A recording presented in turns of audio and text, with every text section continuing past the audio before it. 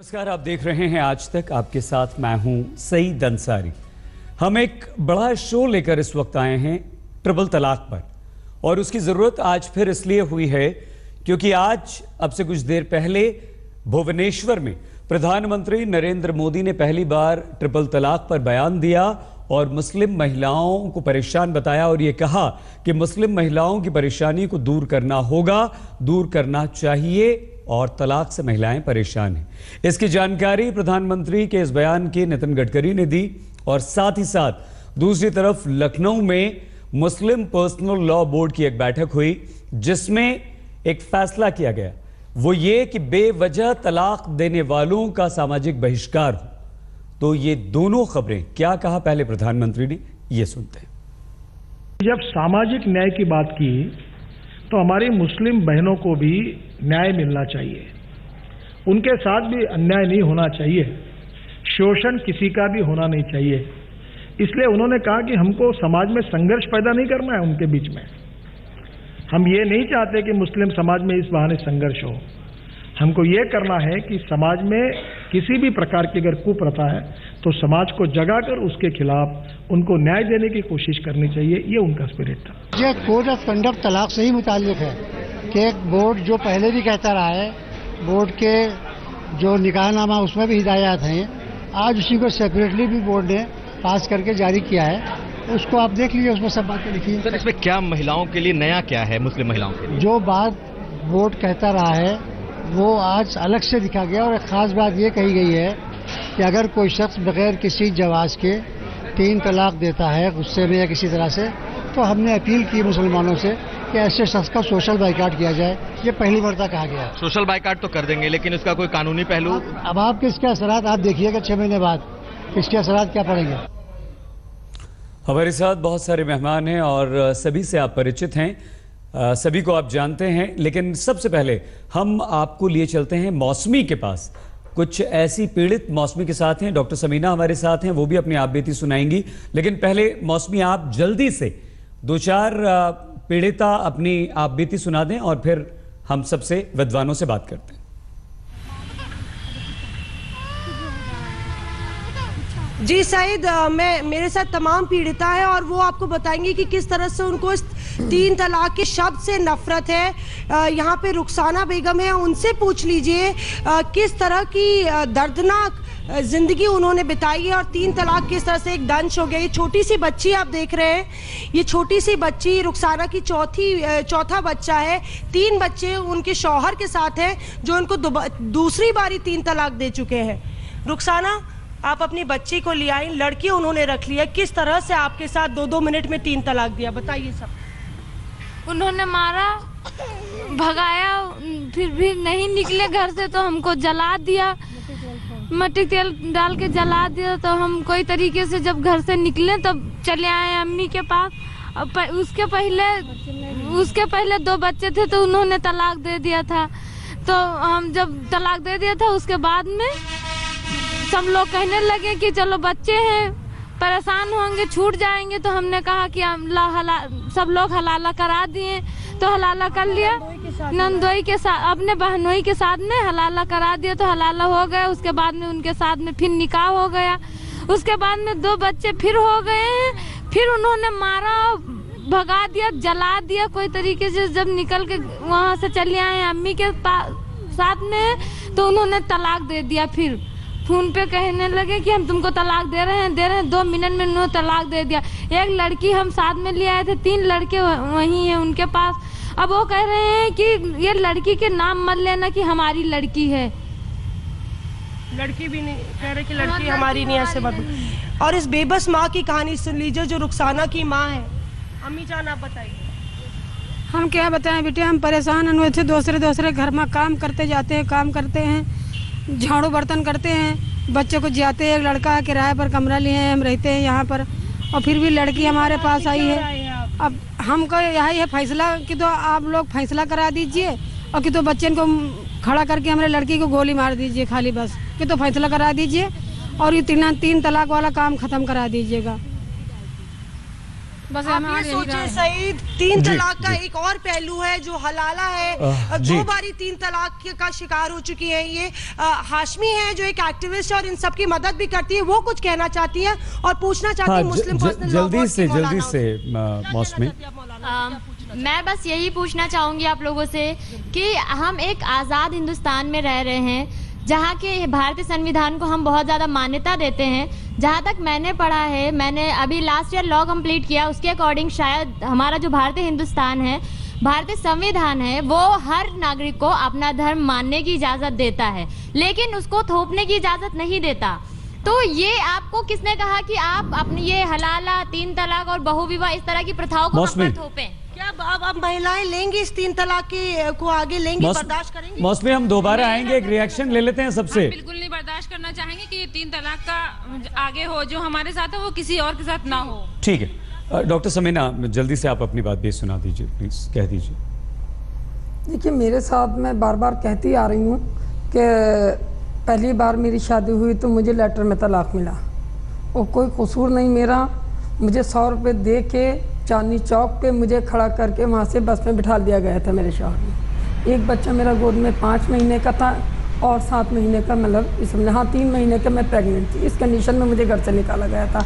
अनजान शहर मेरे नई दिल्ली, बिल्कुल अनजान रास्ते, चांदनी चौक पे मुझे बीच में खड़ा करके भगा दिया गया था। ठीक, समीना जी और बात आपसे सुनेंगे। अंसार साहब, आपसे शुरुआत करते हैं और हम चाहेंगे आज अंसार साहब की कोई हल निकले। बहस हम महीनों से, आप सभी विद्वानों को टीवी पर देख रहे हैं, बहस सुन रहे हैं, हम चाहेंगे कोई हल निकले।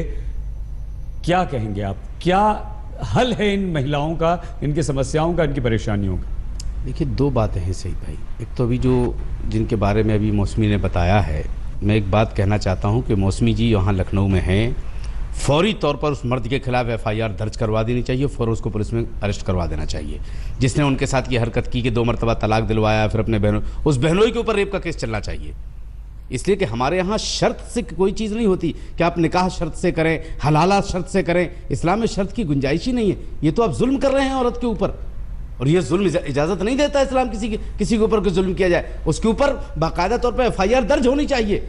और मैं समझता हूं कि कोई भी हिंदुस्तान का, हमें अच्छा लग रहा है सर। जल्दी से कासमी साहब, बहुत अच्छी बात कही आप। देखिए, जो कुछ भी इन महिलाओं के साथ हो रहा है या हुआ है, सबसे पहले बात तो मैं यह कह दूं कि इसका इस्लाम से और मुसलमानों से, कम्युनिटी से कोई ताल्लुक़ नहीं है। यकीनन एक ये समाजी बुराई है जो समाज में बढ़ती जा रही है और उसके लिए समाज में बेदारी पैदा करने की ज़रूरत है कि 3 तलाक का मिसयूज़ इस तरह से नहीं होना चाहिए या हलाला को जो है गलत तरीके से पेश नहीं करना चाहिए। इसका मज़हब इस्लाम में कहीं कोई गुंजाइश नहीं है। जहाँ तक वो जो कुछ औरतों की रुदात सुनाई जा रही है, इसको जो मौजूद बहस बनाया जा रहा है चैनलों पर, मैं सिर्फ 1 सेकंड में एक चीज़ मैं कह दूँ। पिछले दिनों हम लोगों ने जो है तकरीबन 8 डिस्ट्रिक्ट जो माइनॉरिटी कंसंट्रेटेड डिस्ट्रिक्ट है, जो आंध्रा, तेलंगाना और केरला, इसके 16 फैमिली कोर्ट के जो है RTI के ज़रिए से डेटा निकाले कि कहाँ किस तरह के जो है केसेस हैं, जिसमें ये 16 फैमिली कोर्ट से जो हमारे पास डेटा आए हैं, जिसमें मुसलमानों के जो केसेस हैं मुस्लिम महिलाओं के, उसमें 1308 है और उसके बिलमकाबिल हिंदुओं के जो है वो 16,800 है। मौलाना साहब, माफी के साथ एक भी केस है तो वो गलत है। अगर एक के साथ हम तो ये कहते हैं कि आखिर अगर एक भी औरत खड़ी होकर कहेंगे कि जो लोग डिबेट करा रहे हैं, नहीं कोई बात, प्लीज दामन को जरा देखें ना, प्लीज हम अपने दामन को भी जरा देखिए। हमने प्राइम मिनिस्टर की कासमी साहब हमने पहले भी कहा हम बहस नहीं चाहते, शोरगुल नहीं चाहते। कासमी साहब ने दूसरों की बात मत कीजिए प्लीज। उनको अपने कानूनी मदद प्लीज दूसरों नहीं, प्रधानमंत्री की तो बात ही नहीं की हमने, आपसे सवाल कुछ पूछा भाई प्लीज। नहीं प्लीज नहीं, 1 सेकंड समीना जी, ऐसा नहीं बोलेंगे नहीं आप ही नहीं, आप सर 1 सेकंड नहीं, समय वक्त बहुत आज वक्त बहुत कम है कासमी साहब, और बात करें, दूसरों की बात मत कीजिए, अपनी बात कीजिए। एक अगर औरत, एक मुसलमान औरत भी, आप सभी विद्वजनों से हम ये पूछना चाहते हैं, अगर ये कहती है कि मुझे यकीन नहीं है, मैं नहीं ट्रिपल तलाक को मानती, तो कमी है, हमें उस कमी को आप लोगों को दूर करना होगा। आप लोग जिम्मेदार हैं। नदीमुद्दीन जी बताइए 1 सेकंड। देखिए, इस्लाम में 3 तलाक नाजायज़ और गलत है, इसका कभी समर्थन नहीं करना चाहिए।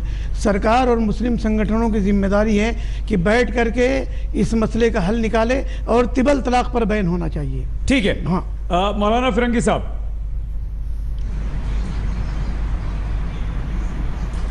जी, ट्रिपल तलाक पर बैन होना चाहिए, और जो महिलाओं की आवाज, बात आपने सुनी, उन्हें इंसाफ कैसे मिलेगा? जी, जैसा अंसार रज़ा आपने बिल्कुल बजा बात कही, जो उन्होंने हलाला मारपीट का तस्करा किया उसके खिलाफ FIR हो, उस पर कोर्ट केस हो। और जो ये बात कही गई कि 3 तलाक पर बैन होना चाहिए, 3 तलाक हो या इसके अलावा जो भी तलाक है वो कुरान और हदीस की बुनियाद पर बनाया गया कानून है, उसमें तब्दीली की गुंजाइश नहीं। मुस्लिम औरतों के साथ भी इंसाफ होना चाहिए, और वो नॉन मुस्लिम औरतें जो अदालतों का के चक्कर लगा करके गैर फिर से आप यहाँ बात मुसलमानों की हो रही है सर, आप नॉन मुस्लिम औरतों को बीच में ले आते हैं। बहुत धन्यवाद डॉक्टर समीना, आप तो पढ़ी लिखी हैं। नहीं डॉक्टर समीना प्लीज बहस मत कीजिए। डॉक्टर समीना प्लीज, हो गया मौलाना साहब आपका। डॉक्टर समीना आप हमें ये बताइए, आप तो पढ़ी लिखी हैं, क्या आपको लगता है आप अपना जो भी आपके साथ हुई वो आप भी हम लगातार सुन रहे हैं, क्या आपको लगता है कि मिसयूज ट्रिपल तलाक का हो रहा है? बिल्कुल हो रहा है, शरीयत में कहीं नहीं है इस तरह से तलाक के। और एक मिनट डॉक्टर समीना, क्या इसे खत्म कर देना चाहिए अगर कुछ लोग मिसयूज कर रहे हैं? बिल्कुल इस पे बैन लगना चाहिए, और मैं समझती हूँ ऐसे मर्दों को कम से कम 20 साल की सजा हो। अजहर साहब एक बार फिर से आपसे, कोई हल आपके पास है इस मिसयूज को रोकने का? सईद भाई देखिए, इसका हल बहुत सारे हैं अगर हम अमल करें तो। अब इतनी जल्दी में हम, क्योंकि 30 सेकंड में मुकम्मल तौर पे हम हल नहीं बता सकते हैं कि जल्दी से जवाब दे दें। मैं एक बात कहना चाहता हूं कि मैं मुस्लिम पर्सनल लॉ बोर्ड से भी गुजारिश करूंगा और भारतीय कानूनदां जो बना रहे हैं उनसे भी गुजारिश करूंगा कि कोर्ट में जो मुद्दे चल रहे हैं उसमें एक प्रावधान और आना चाहिए कि जो शख्स अपनी बीवी को नाजायज़ तरीके से, जिस तरह से मुस्लिम पर्सनल लॉ बोर्ड ने कहा है कि हम बाइकाट करेंगे, खाली बाइकाट से अच्छा फैसला है लेकिन बाइकाट से काम नहीं चलेगा। बाकायदा तौर पे उसमें ये होना चाहिए कि उस समाज में उस शख्स के ताल्लुक से उसकी तस्वीर गली में लगा देना चाहिए कि इसको कोई तो पहली बार तो अपनी बेटी ना दे, एक बात। और दूसरी चीज, तलाक जिस औरत को दिया है उसकी जायदाद में से आधी जायदाद कम से कम। प्रेम शुक्ला जी, आज आपको क्या अच्छा लग रहा है इन तमाम मौलानाओं की बात सुनकर? सब लगभग समर्थन में खड़े हैं।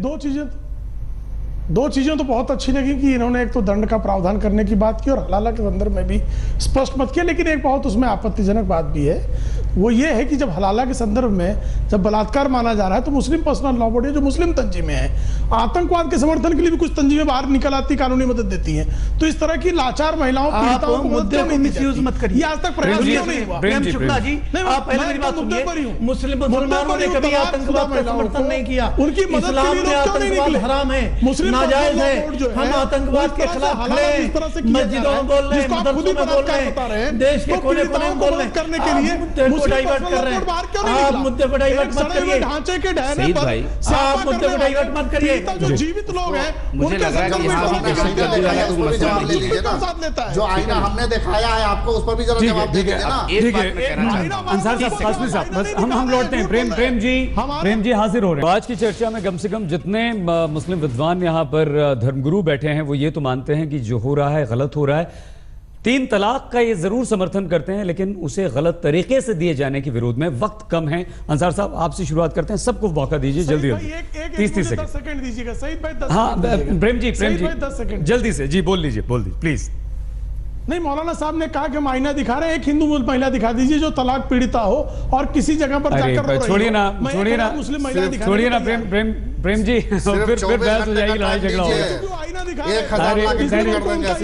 छोड़िए, हम लड़ाई झगड़ा नहीं करते हैं। बताइए अंसार जी प्लीज। देखिए, मैं सबसे पहले आपके यहाँ, अरे वो फिर बहस हो जाएगी ना, टाइम भी नहीं है प्रेम जी, टाइम भी नहीं। अच्छा जल्दी अपनी बात कर लीजिए। जी प्रेम जी दोबारा आएंगे आपके पास। मैं प्रेम शुक्ला जी को और हिंदुस्तान की उन तमाम पीड़ित महिलाओं को मैं मुबारकबाद देता हूं कि प्राइम मिनिस्टर ने कम से कम आपके दुख को समझा और आज उन्होंने भुवनेश्वर में एक बात कही कि मुस्लिम औरतों को परेशान नहीं होना चाहिए, उनका कुछ हल निकलना चाहिए। तो मैं प्रेम शुक्ला जी से एक बात जानना चाहता हूं कि पीएम साहब ने कहा है, हम बिल्कुल पीएम साहब की बात को तस्लीम करते हैं, लेकिन पीएम साहब को खुलासा भी करना चाहिए था कि इन पीड़ित महिलाओं की मदद करेगा कौन।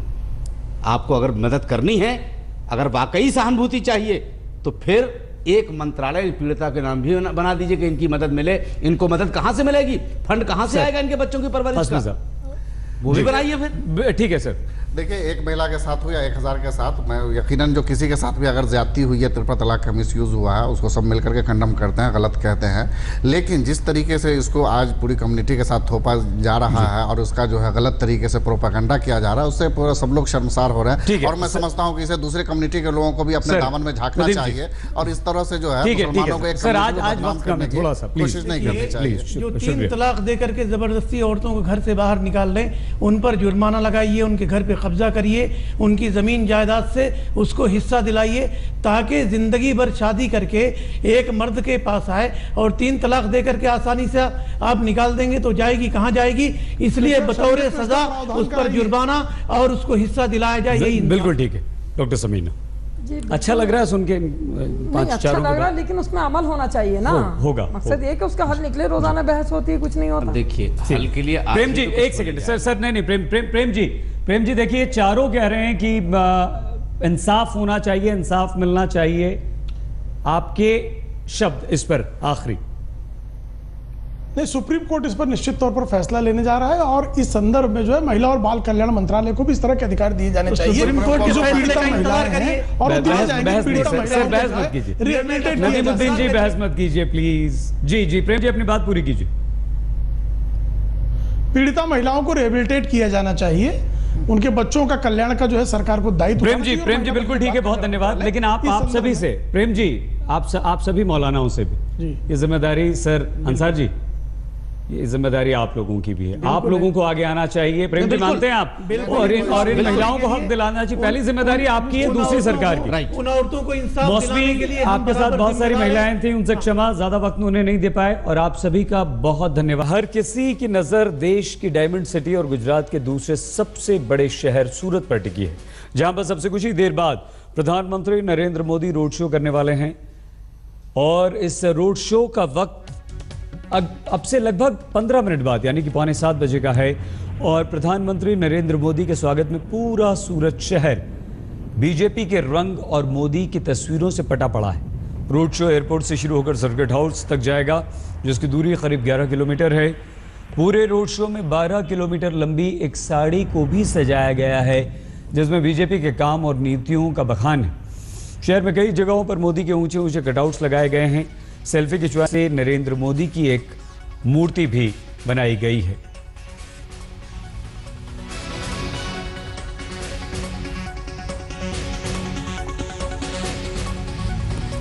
तो भुवनेश्वर के बाद प्रधानमंत्री नरेंद्र मोदी आज सूरत में ये मेगा रोड शो करेंगे। प्रधानमंत्री नरेंद्र मोदी जब रोड शो करेंगे तो उन पर गुलाब के फूलों की बारिश होगी। हेलीकॉप्टर से फूलों को मोदी के काफिले पर बरसाया जाएगा। लोगों में गजब का उत्साह है।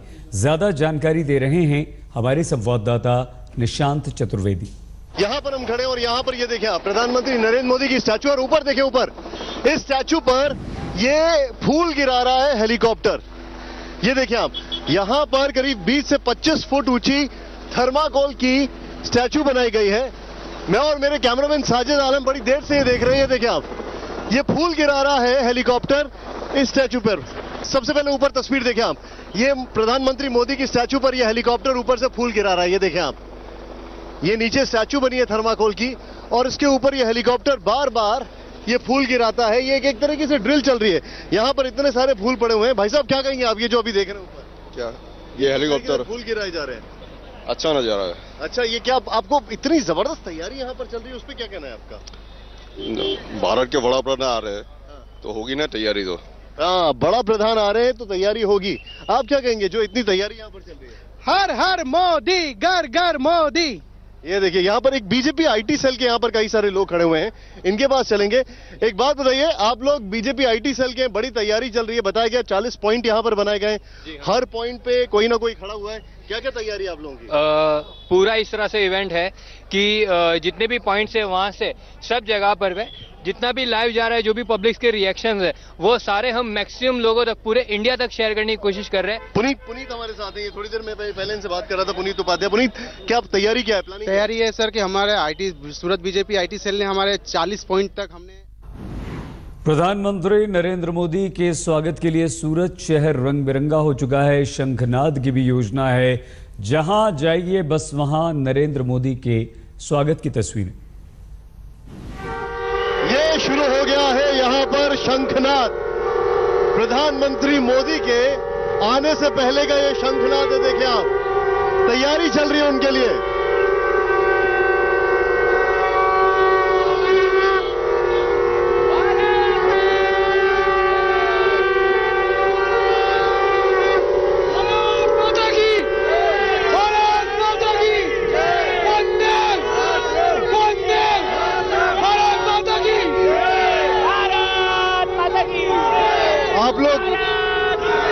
आप लोग का ये कहां से?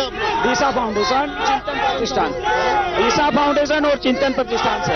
तो आप लोग यहाँ पर मोदी जी के स्वागत के लिए? हाँ, मोदी जी के स्वागत के लिए। ये बताइए, मोदी जी से आप लोगों की क्या क्या उम्मीद है? मोदी जी से हमारी उम्मीद है, हमारा देश को परम वैभव पे ले जाने की उम्मीद है मोदी जी से।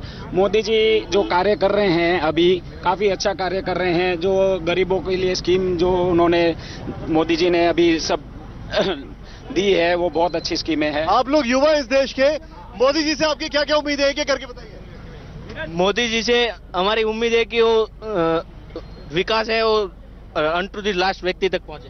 भारत पुनः विश्व गुरु पद पर स्थापित होगा, युवाओं को दोबारा रोजगार मिले। सर, जैसा कि स्नैपचैट के सीईओ ने कहा कि India is a rich and poor country, poor country, तो हम मोदी जी से चाहते हैं कि वो हमें ऐसा विकासशील कर दे कि ऐसा कोई दोबारा कमेंट ना कर सके।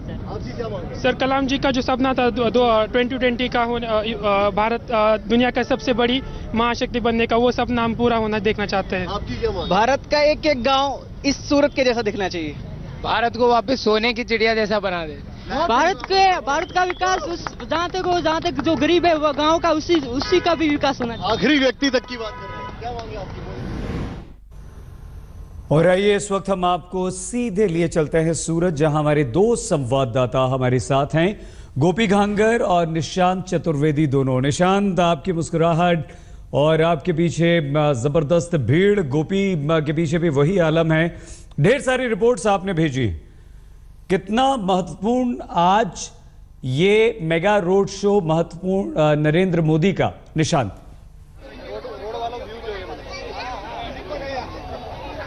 देखिए, ऐसा यहाँ पर जो रंग है वो खत्म नहीं हो रहा है। कितना महत्वपूर्ण है मैं सूरत की जनता से ही पूछ लूंगा, लेकिन सईद भाई आप जो बता रहे हैं, पहले मैं आपको कुछ दिखाना चाहता हूं और बिल्कुल भी भ्रमित ना हो, क्योंकि मोदी जी को अभी आना बाकी है। लेकिन ये कौन है? हेलो, मोदी मोदी मोदी मोदी मोदी मोदी। आपका तो पूरा गेटअप ही मोदी मोदी मोदी। आपका तो पूरा गेटअप ही मोदी जी वाला। नहीं, गेटअप तो नहीं है, सब ओरिजिनल ही है। जो नहीं मुझे ये बताइए, आप मोदी जी के फैन हैं? एकदम 100%। अच्छा, ये जिस मंच पे हम खड़े हैं इन्होंने लगाया, आपका नाम कैसा है? रंजीत चौधरी। ये भारत भारती का मंच है और ये 23 प्रांत जो सूरत में आके बसते हैं, जो उनका ये पूरा संगठन है। सईद भाई, मैं आपको एक चीज बताऊं, ये जो आप देख रहे हैं रोड, इस रोड से मोदी जी का काफिला आएगा। लेकिन यहाँ पर जो लोग मौजूद हैं, यहाँ पे जो लोग मौजूद हैं उनसे बात करेंगे। मैं आपको एक चीज बताना चाहूंगा, यहाँ पर करीब 40 पॉइंट बनाए गए, 40 पॉइंट है, 40 पॉइंट बनाए गए, उसमें अलग अलग प्रांतों के अलग अलग जगह के लोग मौजूद हैं। एक बात बताइए, आप लोग कहाँ से आए सूरत में? सूरत में कहाँ से आ रहे हैं यहाँ पर? बहुत दूर से है, 10 किलोमीटर दूर से। कितने घंटे से यहाँ पर? 3 घंटे से। क्यों आए? इतना इंतजार किस लिए? मोदी के लिए कुछ भी करें। काय को? वो हमारे लिए भगवान है। मोदी जी बहुत ही करिश्माई नेता है और ऐसे नेता हमारी लाइफ में हमने पहली बार देखे और हमें बहुत ही उत्साह और उमंग से हम उनको वेलकम करना चाहते हैं। आपका नाम क्या है? दीप। तो आप क्यों आए यहाँ पर? मोदी को देखने। काय को? क्योंकि वो मेरा फैन है। आप फैन हो? हाँ। क्या वो आपके फैन है? वो आपके फैन, मैं उनका फैन हूँ। आप उनके फैन है? क्यों फैन है आप उनके? क्योंकि वो बहुत अच्छे हैं। क्या अच्छे लगते हैं? मतलब वो उनका जो भाषण देते हैं वो मेरे को बहुत अच्छा लगता है। अच्छा, यहाँ पर कुछ महिलाएं, आप कहाँ से आई हैं मैम? मैं अडाजन से आई हूँ मोदी जी को देखने के लिए। लेकिन क्यों? ऐसा क्या है प्राइम मिनिस्टर में जो आप सब लोग यहाँ पर आ रहे हैं? माना गुजरात के, लेकिन गुजरात के तो बहुत लोग हैं। फिर भी उनके जैसा प्राइम मिनिस्टर लाइफ में नहीं देखा है। मुझे कुछ कहने की जरूरत नहीं है सईद भाई, ओवर टू यू। नहीं बिल्कुल निशांत, हमें मन नहीं कर रहा था हमें आपको रोकने का, और क्योंकि आप जानते हैं ये मजबूरी, जब आप यहाँ होते हैं स्टूडियो में तब आपके साथ भी यही होता है। गोपी घांगर हमारी संवाददाता हमारे साथ हैं। गोपी, दो बात बताइए प्लीज। पहली ये कि इसी साल गुजरात में विधानसभा के चुनाव होने हैं, क्या हम आज के इस रोड शो को उस चुनाव की तैयारियों का आगाज माने? और दूसरा साथ में यह भी बताइए कि पाटीदार आंदोलन के बाद नरेंद्र मोदी का पहला रोड शो, ये कितना महत्वपूर्ण है?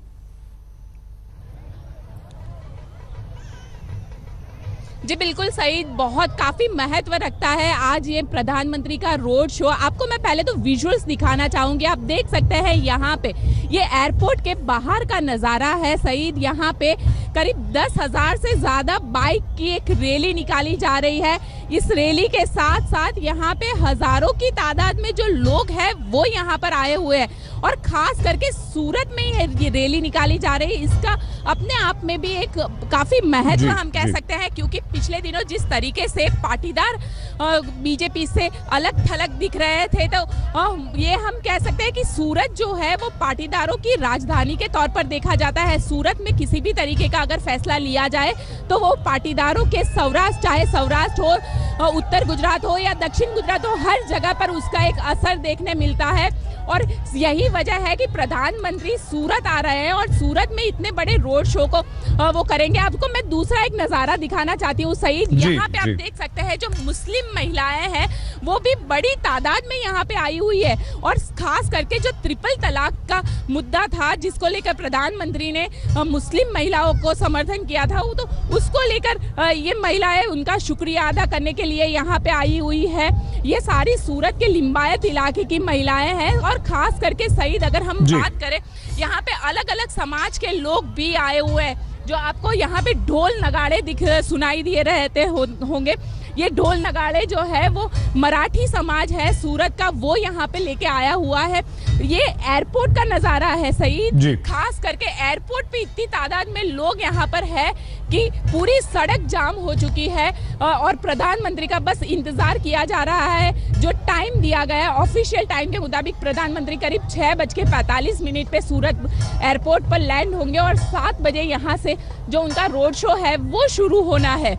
हालांकि जिस तरीके से यहाँ पे लोग उमटे हैं, जिस तरीके से लोग प्रधानमंत्री का स्वागत कर रहे हैं, हर कोई प्रधानमंत्री की एक झलक देखना चाहता है, तो वैसे में ये काफ़ी अहम हम कह सकते हैं, क्योंकि गुजरात में इसी साल चुनाव होने हैं, और चुनाव से पहले प्रधानमंत्री का ये रोड शो अपने आप में भी बहुत कुछ कह जाता है। क्योंकि बीजेपी में जिस तरीके से पिछले दिनों विरोध देखने मिला है, चाहे वो पाटीदारों का हो या दलित हो या ओबीसी समाज हो, लेकिन प्रधानमंत्री यहाँ पे आ रहे हैं तो खास लोग यहाँ पे जुड़े उनके समर्थन के लिए। सही गोपी, हम पाटीदार आंदोलन के बाद प्रधानमंत्री नरेंद्र मोदी का सूरत पहुंचना, इस पर और आपसे बात करेंगे, लेकिन निशांत भी हमारे साथ हैं। निशांत, बहुत सारी रिपोर्ट्स आपने भेजी हैं आज, और वो अलग अलग तरह की रिपोर्ट्स थी, अलग अलग रंग उनमें थे, उनके बारे में हम आपसे बात करेंगे अब से कुछ ही देर में। लेकिन पूरे रोड शो में 12 किलोमीटर साड़ी भी एक लगाई गई है, और जिस बात का भी हम जिक्र कर रहे थे, निशांत से सीधे बात करने से पहले देख लेते हैं उनकी ये रिपोर्ट। एक जो यहाँ पर पोस्टर लगा है इसको आप देखें जरा, प्राइम मिनिस्टर का पोस्टर लगा है, और भारत के नक्शे के अंदर से अलग अलग जो स्कीम प्रधानमंत्री ने शुरू की है वो निकल रही है। मेक इन इंडिया हो गया, प्रधानमंत्री जनधन योजना हो गया, स्वच्छ भारत हो गया, मुद्रा हो गया, भीम हो गया, डिजिटल इंडिया हो गया, स्टार्टअप इंडिया हो गया, स्किल इंडिया हो गया। सर्किट हाउस उस तरफ, और यहां पर ये एक बड़ा सा पोस्टर लगा है। लेकिन ये बड़ा प्रारूप है, जो इसका लंबा प्रारूप है वो हम यहां पर दिखाते हैं। आप आइए, इधर आइए, मैं कहूंगा मेरे कैमरामैन साजिद जो है वो इस तरफ आए। ये देखें आप, ये देखें आप, ये एक यहां पर मुझे पता लगा है जो साड़ी व्यापारी हैं उन्होंने पूरे सूरत में ऐसे लंबे लंबे बैनर लगाए। इसमें देखिए, डिजिटल लॉकर, दिशा फाउंडेशन, यहां पर प्रधानमंत्री मुद्रा योजना, यहां पे गांव बढ़ेगा देश बढ़ेगा, ये प्रधानमंत्री कृषि सिंचाई योजना, यहां पर सुकन्या समृद्धि योजना, यहां पर बीमा योजना, प्रधानमंत्री सुरक्षा बीमा योजना, यहां पर एक और चीज आप देखें, इस तरफ आए प्रधानमंत्री उज्ज्वला योजना, ये प्रधानमंत्री का जो पेंशन स्कीम थी उसका, जन घर आवास योजना, ये पीएम की अलग अलग जो योजना है, ये अलग अलग योजनाओं को यहां पर दिखाया जा रहा है। ये देखें आप, ये पूरे बैनर पोस्टर ये हर जगह लगा दिए। संसद आदर्श ग्राम योजना, ये वाले जो बैनर्स हैं, ये पूरे बैनर्स, यानी कि इन बैनर से दिखाने की कोशिश की जा रही है, इन बैनर से दिखाने की कोशिश की जा रही है कि आखिर प्रधानमंत्री ने क्या क्या काम किया है, प्रधानमंत्री की क्या क्या योजनाएं हैं। और सूरत में ये पूरे बैनर्स, ये देखें आप, हर तरफ लगा दिए गए और ये बड़ी गौर करने वाली बात है। निशांत और गोपी हमारे दोनों संवाददाता हमारे साथ हैं, उनसे बात करेंगे। लौटती देर में प्रधानमंत्री नरेंद्र मोदी का रोड शो सूरत में शुरू होने वाला है। प्रधानमंत्री मोदी के रोड शो में 90 की तादाद में लेडी बाइकर्स भी मौजूद रहेंगी। उनसे बात की है हमारी संवाददाता गोपी घांगर ने।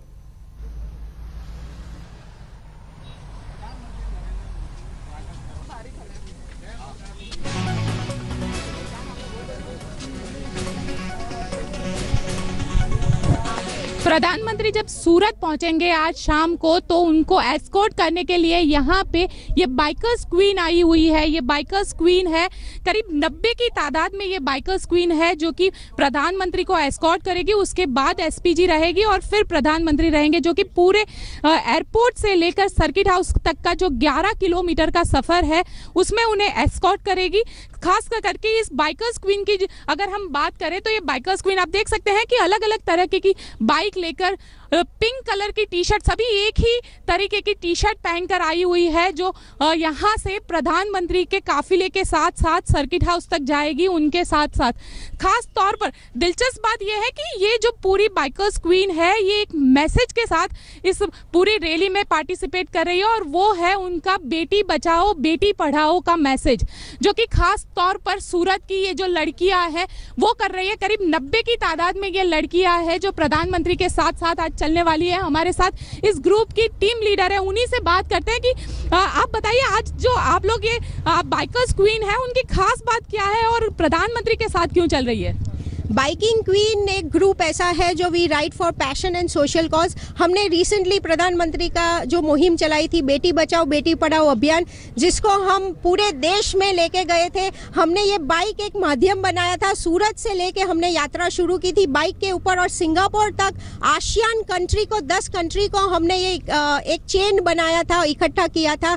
और बेटी बचाओ बेटी पढ़ाओ अभियान, सेव गर्ल चाइल्ड और रिस्पेक्ट गर्ल चाइल्ड, ये मैसेज के साथ ये पूरी यात्रा की थी। तो देश विदेश में बाइकिंग क्वीन बहुत फेमस है और हमारा ये मोटो ही है, हम सोशल कॉज करते हैं। क्या आप सूरत की रहने वाली है? हाँ, हम सब सूरत के रहने वाले हैं, सूरतीज हैं। अब जब हम प्रधानमंत्री यहाँ सूरत आ रहे हैं तो ये हमारे लिए बहुत ही गर्व की बात है कि ही फील्स दैट कि उनका पूरा कॉन्वो है और वो जब जो गाड़ी में आ रहे हैं उनको हम एस्कॉर्ट करें। वो हमेशा वीमेंस को इतना प्रोत्साहित करते हैं, तो ये भी एक उदाहरण है कि हम उनको कॉन्वो को पूरा एस्कॉर्ट करके लेके जाएंगे। ये यूनिफॉर्म की क्या खास बात है आप लोगों के? ये यूनिफॉर्म है, पिंक है, वो विमेनाइज और सॉफ्ट टच भी देता है। उसके साथ साथ बाइक है, एक स्ट्रॉन्ग मैसेज देता है कि विमेन इज ऑलरेडी एम्पावर्ड, वो कुछ भी कर सकते हैं। That is power of pink.